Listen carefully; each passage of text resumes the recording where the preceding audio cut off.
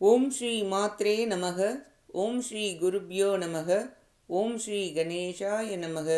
ஓம் ஸ்ரீ சுப்பிரமணிய சுவாமினே நமக. ஓம் நம சிவாய சிவாய நமக. திகடச் சக்கர செம்முகம் மைந்துலான் சகடச் சக்கரத் தாமரை நாயகன் அகடச் சக்கர இன்மணியா உரை விகடச் சக்கரன் மெய்பதம் போற்றுவாம்.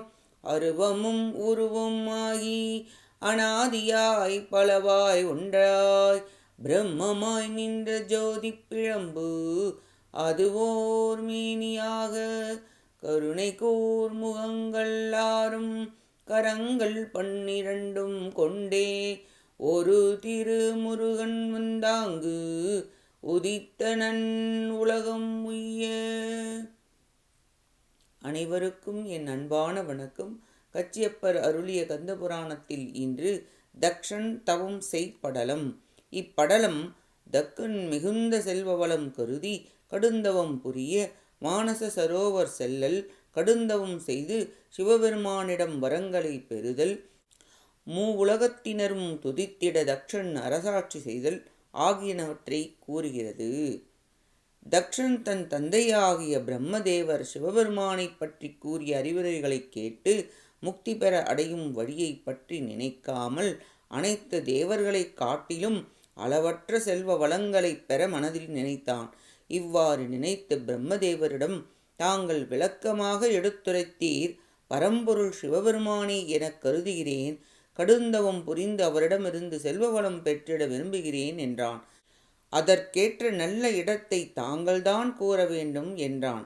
பிரம்மதேவரும் பண்டைய காலம் தொட்டே இருக்கின்ற ஒப்பில்லாத மானச சரோவம் என்னும் நீர்நிலைக்கு செல்வாயாக என்று கூறி அனுப்பி வைத்தார். மானதம் என்னும் மனமுடைய நீர் நிறைந்த பொய்கையின் அருகே சென்று ஒரு பக்கமாக காற்று, மழை, வெயில், பனி என்று தன் மேனியில் பட மெலிவு அடைந்து உலக பற்றினை நீக்கும் எண்ணம் கொண்டவன் போல் கடுந்தவம் செய்தான். தக்கன் தன் பிராணவாயுவை நேராக செலுத்தி மூலாக்னியை எழுப்பி நெற்றியில் உள்ள அமிர்தத்தை இலக செய்து அன்பாகிய நீரால் அபிஷேகம் செய்து மலர்களை அணிவித்து அகபூஜை செய்தான். ஒருமுகமாய் சிந்தனையில் நிலைநிறுத்தி வழிபாடு செய்து உள்ளத்தில் திரு 5 எழுத்தை முறைப்படி முடிந்து 1000 ஆண்டுகள் கடும் தவம் புரிந்தான். சிவபெருமான் அவன் தவத்தை தன் உள்ளத்தில் நினைத்து ஆட்கொள்ள ரிஷப வாகனத்தில் உமையம்மையுடன் காட்சியளித்தார். அன்பும் மகிழ்ச்சியும் உள்ளத்தில் தோன்ற திருவடிகளை தொழுது வணங்கி போற்றி 1000 நாமங்களை இயம்பி துதித்தான். உன் அருந்தவத்தைக் கண்டு மகிழ்ந்தோம். உனக்கு வேண்டிய வரம் யாது? விரைந்து மொழிவாயாக என்று திருவருள் புரிந்தார்.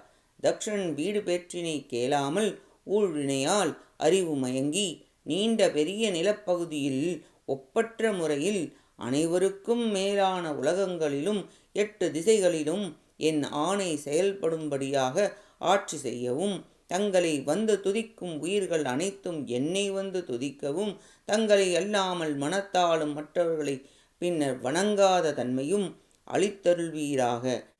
நல்ல புதல்வர்களையும் மகளிரையும் இறப்பு இல்லாத தன்மையும் நீண்ட ஆயுளையும் நல்குவீராக.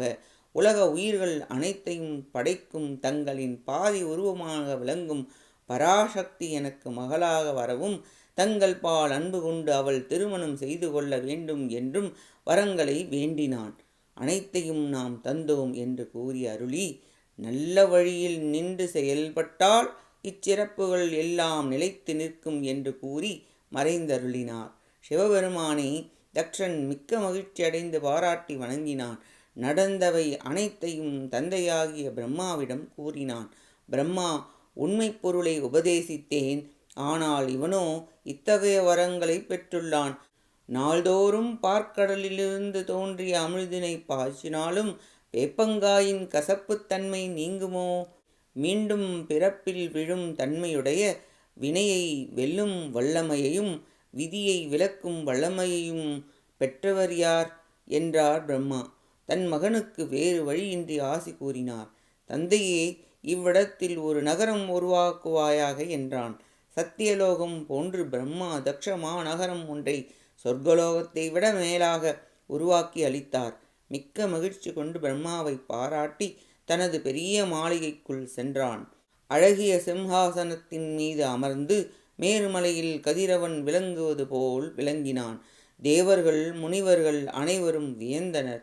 அசுர குல குருவான சுக்ராச்சாரியார் அசுரர்களின் அரசனான அசுரேந்திரனிடம், இனி இந்திரன் நம் தலைவன் அல்ல, தேவர்களால் உனக்கு இனி துன்பம் வராது, இனி நீ வருந்தற்க, இந்திரனுக்கே தக்ஷன் தலைவனாகிவிட்டான், நீ தக்ஷனிடம் சென்று அவனை காண்க என்று கூறியதும் அசுரேந்திரன் மிக்க மகிழ்ச்சி அடைந்து அமிர்தம் பருகியதைப் போல் தன் சுற்றத்தாருடன் கூடி தக்ஷனை காண சென்றான். அனைத்து தேவர்களும் தக்ஷனை சென்று கண்டனர். வானுலகத்தில் உள்ள தேவர்கள், எண்திசை காவலர்கள், பாதாள உலகத்தில் உள்ளவர்கள் மற்றும் இவ்வுலகில் உள்ளவர்கள் அனைவரும் தக்ஷனின் திருவடியை வணங்கி சிவபெருமானின் கருணையை நினைந்து அவரால் தக்கன் பெற்ற பேராற்றலை புகழ்ந்து போற்றினர். தக்ஷனும் பெரிய வெண்கொட்டக்குடை கீழிலிருந்து செங்கோல் புரிந்து எல்லா உலகங்களையும் சென்று தன் ஆட்சி பரவிடுமாறு அரசாட்சி புரிந்து வந்தான் என கூறி தக்ஷன் தவம் செய் படலம் நிறைவடைகிறது. அடுத்த பதிவில் தக்ஷன் மகப்பெரு படலம் பற்றி பார்ப்போம். கேட்ட அனைத்து நல்லுள்ளங்களுக்கும் நன்றியும் வணக்கமும் கூறி விடைபெறுகிறேன். மூவிரு முகங்கள் போற்றி முகம்பொழி கருணை போற்றி ஏவரும் துதிக்க நின்ற ஈராறு தோள்கள் போற்றி காஞ்சி மாவடி வைகும் செவ்வேல் மலரடி போற்றி அண்ணான் சேவலும் மயிலும் போற்றி திருக்கைவேல் போற்றி போற்றி. ஆறிரு தடந்தோல் வாழ்க ஆறுமுகம் வாழ்க வெப்பை கூறுசை தனிவேல் வாழ்க கொக்குடம் வாழ்க செவ்வேள் ஏரிய மஞ்சை வாழ்க யானை தன் அணங்கு வாழ்க மாறிலா வள்ளி வாழ்க வாழ்க சீரடியாரெல்லாம். வான்முகில் வழாது பெய்க மலிவலம் சுரக்க மன்னன் கோன்முறை அரசு செய்க குறைவிலாது உயிர்கள் வாழ்க நான்மறை அறங்கள் ஓங்க நற்றவும் வேள்வி மல்க மேன்மை கொள் சைவ நீதி விளங்குக உலகம் எல்லாம். வெற்றிவேல் முருகனுக்கு அரோஹரா. காஞ்சி குமரகோட்ட முருகனுக்கு அரோஹரா. நன்றி வணக்கம். வேலும் மயிலும் துணை. ஓம் சரவணபவ முருகாச்சரணம். திருச்சிற்றம்பலம்.